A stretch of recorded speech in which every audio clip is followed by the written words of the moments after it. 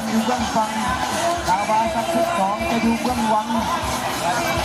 ตอนนี้เรือทั้งสองลำ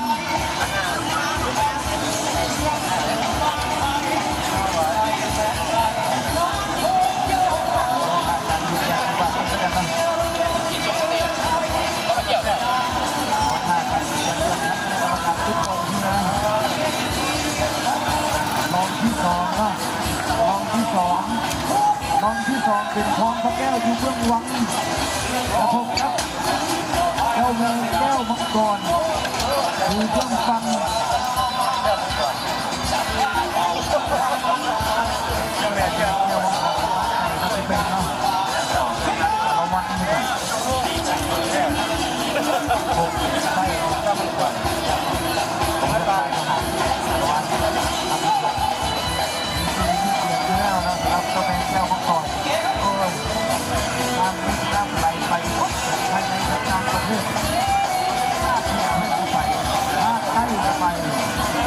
อยู่กลางประเทศออกไปได้เชื่อมมัตตาลาที่นี่จังหวัดสุโขทัย